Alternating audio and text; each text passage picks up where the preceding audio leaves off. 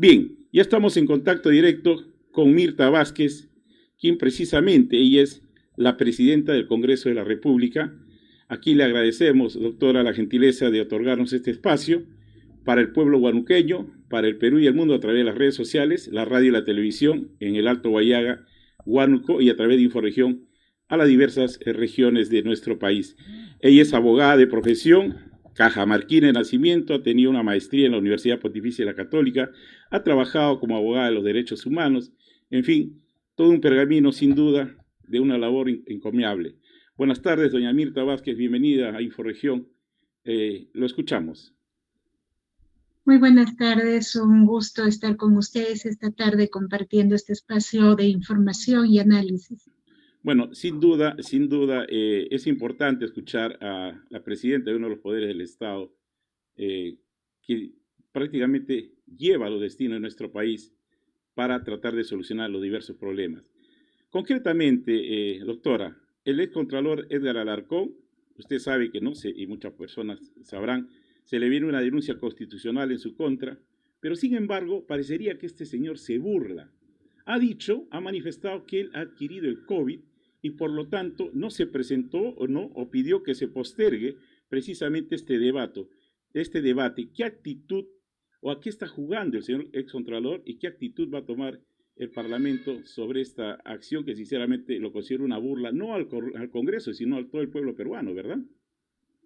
Sí, en efecto. A ver, el caso de Edgar Alarcón es un caso muy delicado que ya estaba, digamos, investigándose en el Parlamento desde hace muchos meses, ¿no? Ya es varios, digamos, hemos pasado ya varios periodos donde el excontralor pues no ha, su caso no avanzaba. Nosotros logramos que en estos últimos meses el caso se haya visto tanto en la subcomisión de acusaciones constitucionales, donde se emitió una acusación, luego pasó a la comisión permanente, también ahí ya se ha aprobado la acusación y el día de ayer lo íbamos a ver en el Pleno del Congreso, que ese era el último momento para justamente si es que se aprobaba esta acusación, se levanta la inmunidad.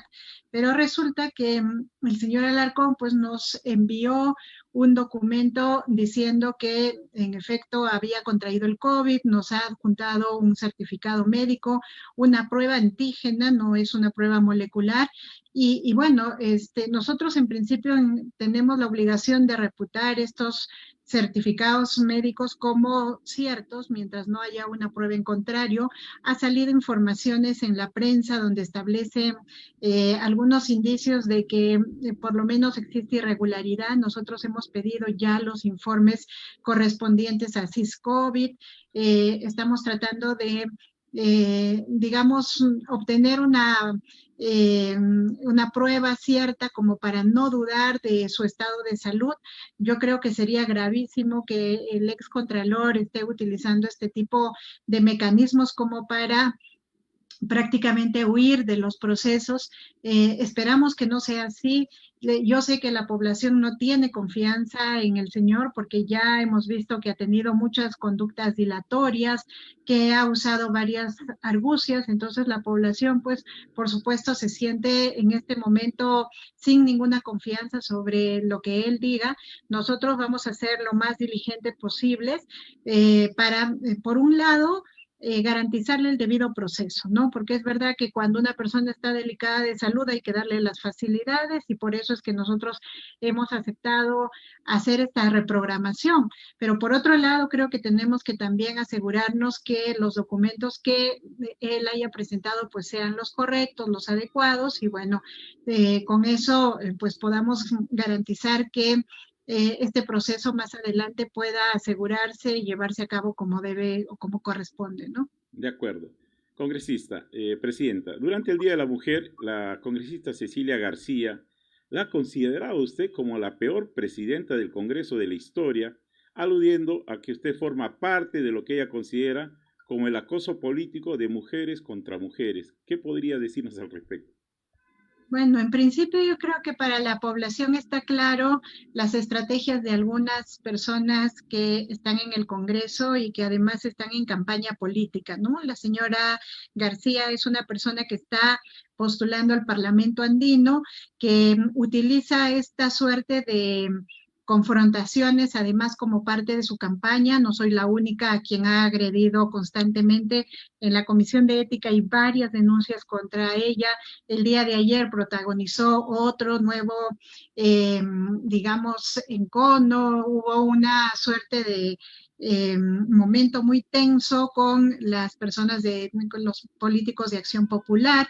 Entonces es una persona que está muy acostumbrada a este tipo de estrategias y que ella también hace parte de un bloque dentro del Congreso que lo que está buscando constantemente es desestabilizar, ¿no? Entonces, fíjense, frente a estas actitudes, yo creo que en principio decir que nosotros aceptamos cualquier tipo de discrepancia o crítica, pero la manera como esta política, esta persona lo hace, en realidad además sin ningún fundamento, creo que es una mala práctica.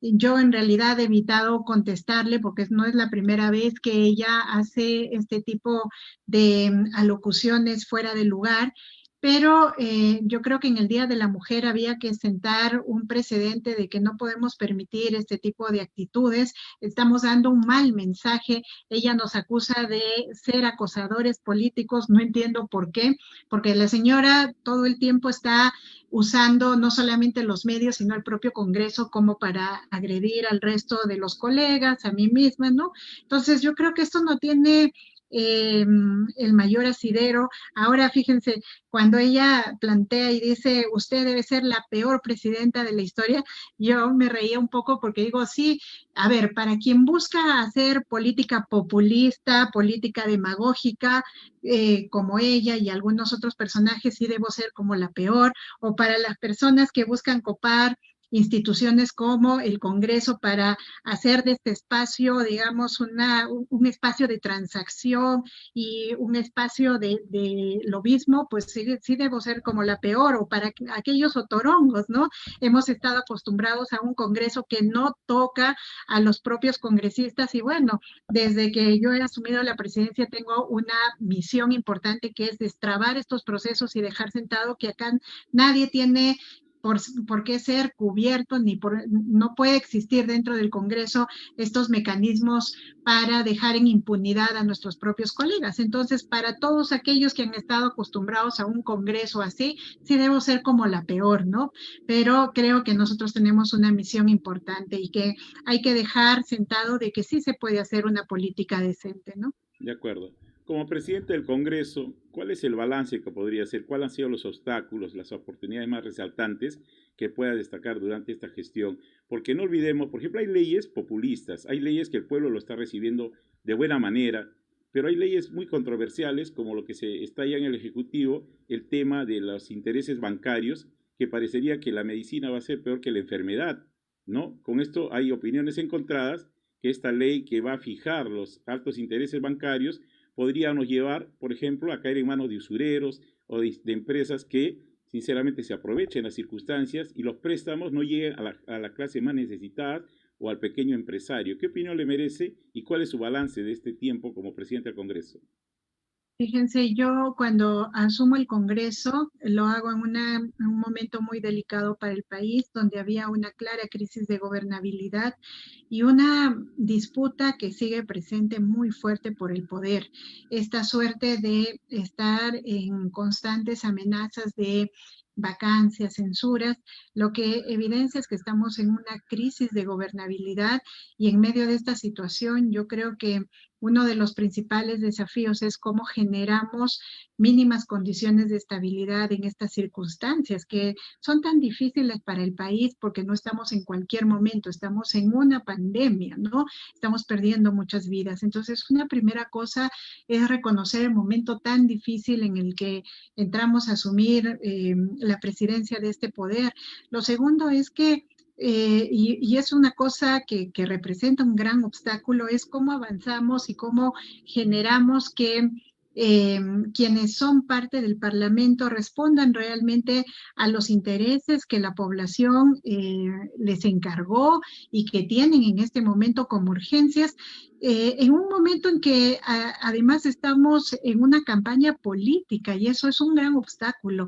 Créanme que para nosotros se nos hace absolutamente complicado, complejo, cómo generamos consensos mínimos sobre lo que debemos llevar adelante cuando hay muchos parlamentarios, colegas que están en este momento en una situación en la que saben que dentro de pocos meses se van, no tienen una apuesta clara política por digamos, sentar dentro del Congreso y lo que les está interesando mucho es la campaña. Eso es un gran obstáculo y por eso también muchas de estas leyes populistas, que a mí me cuesta mucho tratar de hacer entender que hay normas que no podemos llevar adelante así de manera tan irresponsable, ¿no? Eso es un gran desafío. Lo otro es, estamos en medio de una crisis de partidos y lo estamos mirando ahora mismo cuando estamos a puertas de una elección y bueno, vemos no solamente que no existen estos escenarios de partidos consolidados, lo que existen es agrupaciones donde hay candidatos más o menos visibles y dentro de lo que se llaman los partidos encima hay una suerte de dispersión y hay una suerte de facciones. Entonces, en este escenario también es muy difícil cómo concertas con las fuerzas políticas al interno, ¿no? Entonces, es muy complicado, pero creo que hay muchas oportunidades también en este momento. En este De momento, acuerdo. por ejemplo, el tema de tener una ciudadanía que reacciona, que consolida una ciudadanía política, esto que sucedió desde noviembre, donde la ciudadanía está más vigilante, también es una oportunidad porque, a ver, yo estoy prácticamente gobernando el Parlamento sin tener un partido político detrás o con un partido muy pequeñito. Y quienes nos sostienen ahí es la legitimidad de la población que está muy vigilante en este momento. Entonces, De creo que hay que acuerdo. aprovechar este escenario de maduración dentro de la ciudadanía y hay que aprovechar también para que eso refunde, digamos, una política diferente que tenemos que tener en el país, ¿no? Para terminar, ¿cómo ve el espacio de la izquierda en la política nacional? Y su palabra final es presidente del Congreso.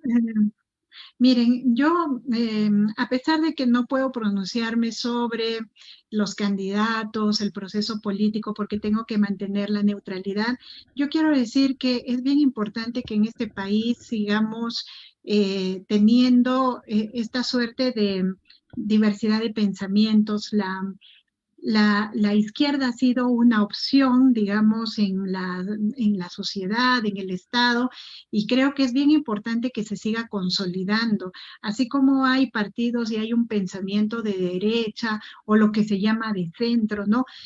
Creo que la izquierda encarnando una suerte de concepción, de principios diferentes basados en lo colectivo, basados en aquellos valores más comunitarios, pues creo que es bien importante que se fortalezca. En un país hay que tener estas opciones como para poder mirar que hay diferentes posibilidades de plantear un modelo de desarrollo para un Estado, ¿no? Ojalá que Bien. la izquierda después de esto se fortalezca. Muchísimas gracias, presidente del Congreso, doctora Mirta Vázquez. Gracias. Muchas gracias. Bueno.